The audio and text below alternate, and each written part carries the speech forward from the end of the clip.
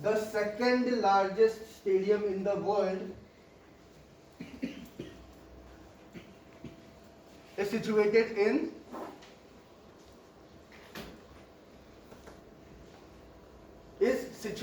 in southern part of Asian continent.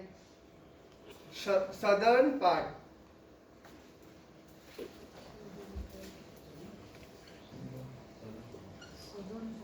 Southern part of the Asian continent.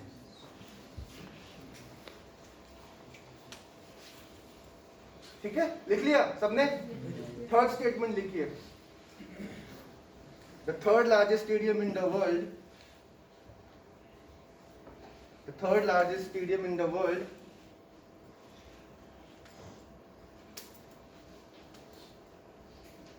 is situated in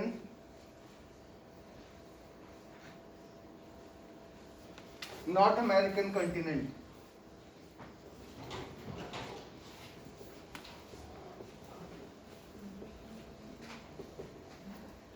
ठीक है, अब इन तीनों कथनों को देखिए, ठीक है, और मुझे बताइए कौन सा कथन सही है, कौन सा कथन गलत है. नहीं, मैं स्पोर्ट्स की बात बिल्कुल नहीं की, मैंने बस स्टेडियम का. हाँ,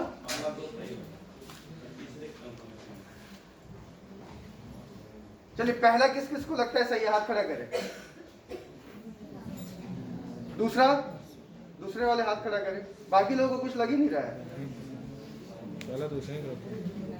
देखिए,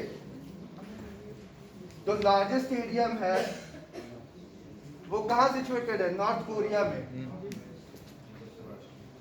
ये सबसे बड़ा है. ठीक है, तो वो कहाँ है? ईस्टर्न पार्ट में है. ठीक है, सेकेंड लार्जेस्ट हमारा वाला हो गया. कौन सा? मोटेरा. बाई कैपेसिटी 1,10,000 लोग बैठेंगे, है ना. तो सेकेंड लार्जेस्ट कहाँ? Southern part of the Asian continent में हो गया. हाँ, 1,10,000. नॉर्थ कोरिया वाला याद, विकिपीडिया खोल के देख लेना, ठीक है, गूगल कर लेना. अच्छा, उसके बाद जो थर्ड लार्जेस्ट स्टेडियम के बारे में मैंने बताया, ठीक है, वो कहाँ है? नॉर्थ अमेरिका में. इसलिए तीनों स्टेटमेंट सही हैं. तो यूपीएससी में ये क्वेश्चन पूछेगा, उसको ज्योग्राफी से रिलेट कर देगा. सीधे नहीं पूछेगा कि उसकी कैपेसिटी क्या है, कितने लोग बैठेंगे, कहाँ पे सिचुएटेड है. ये था ज्योग्राफी से हमने उसको रिलेट किया क्वेश्चन को. ठीक है, अब आपको बता दूं, पहला नॉर्थ कोरिया, ठीक है, दूसरा इंडिया, तीसरे से लेके 10वें तक ये कहाँ है? नॉर्थ अमेरिका में.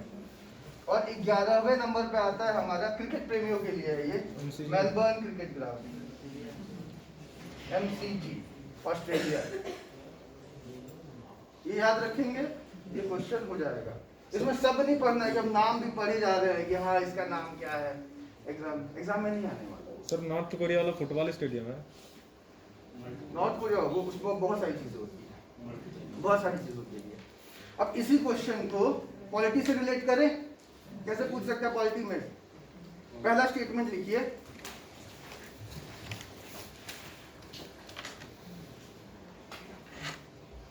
the country which is home to the country which is home to the country which is home to the largest stadium in the world, the largest stadium in the world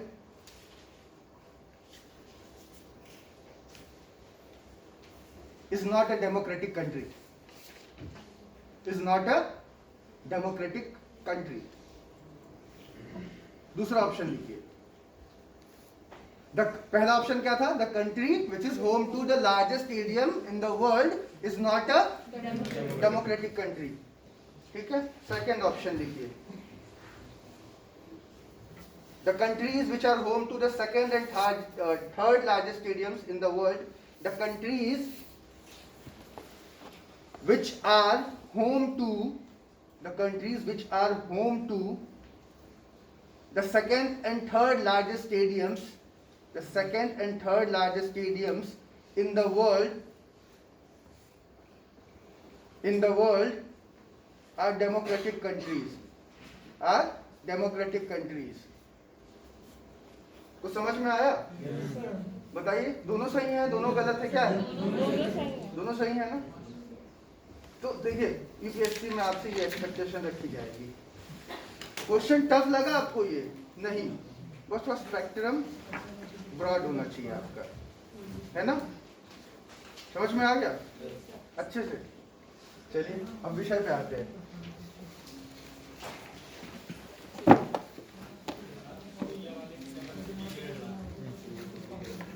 क्या होगी sir?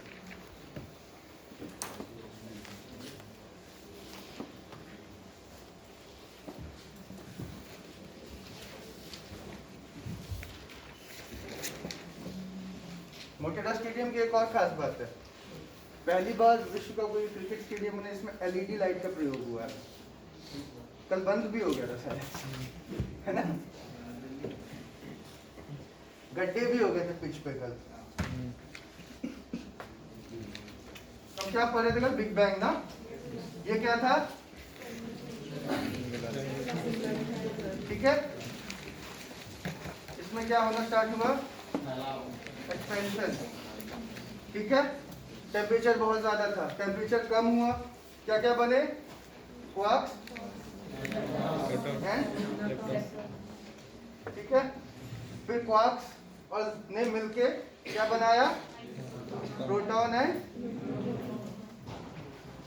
ठीक है, neutron बनाया। उसके बाद temperature और ठंडा होगा तो क्या बनेगा?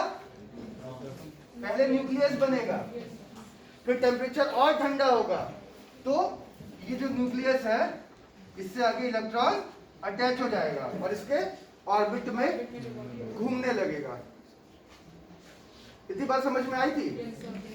अच्छा, तो ये था बिग बैंग। ठीक है, अब सवाल ये उठता है, बिग बैंग हो रहा है, ठीक है, और एक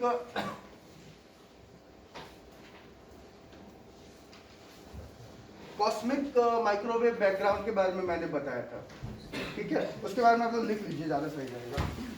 लिखिए कॉस्मिक माइक्रोवेव बैकग्राउंड।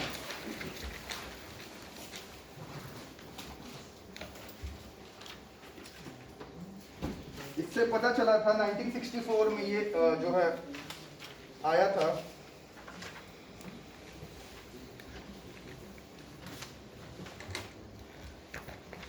लिखिए, with a traditional optical telescope, with a traditional optical telescope,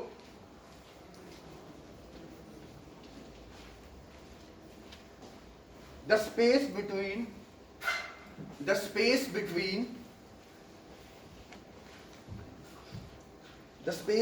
stars and galaxies, the space between stars and galaxy is completely dark। ठीक है, क्या कह रहा है कि जब हम ट्रेडिशनल टेलीस्कोप से स्पेस में देखते हैं, ठीक है, तो हमें सब डार्क दिखाई देता है, पर क्या वो वाकई में डार्क होता है? सर अगेन एक बार बोलिएगा, हाँ, रिपीट करिएगा sir. with a traditional optical telescope, the space between stars and galaxies is completely dark। ठीक है, however a sensitive radio telescope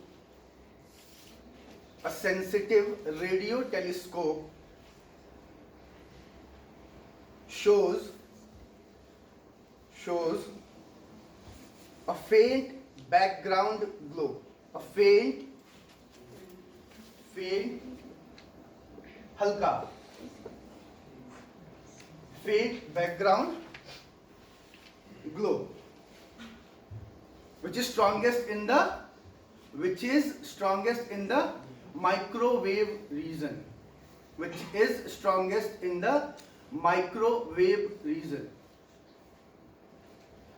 microwave region कल बताया था ना। माइक्रोवेव्स क्या होते हैं? इलेक्ट्रोमैग्नेटिक स्पेक्ट्रम का एक पार्ट होते हैं, है ना? अच्छा,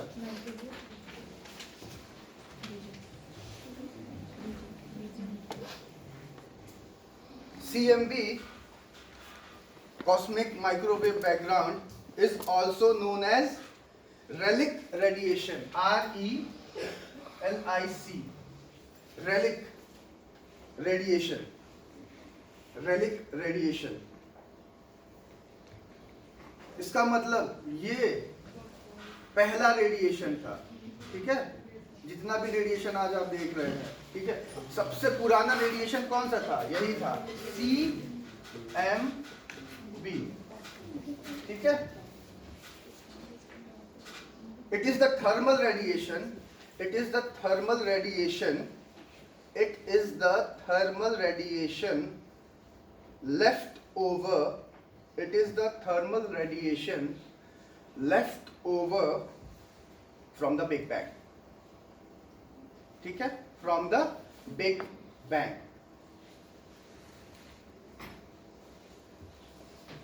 ठीक है, ये डिटेक्ट कब हुआ था? 1964 में, और इसी से ये प्रूव हुआ कि बिग बैंग की थ्योरी क्या है? सही हो सकती है नहीं, हो सकती है। साइंस में एब्सोल्युटली आप किसी चीज का आंसर नहीं दे सकते, ठीक है। अच्छा, अब देखिए life cycle of a star. Life cycle of a star,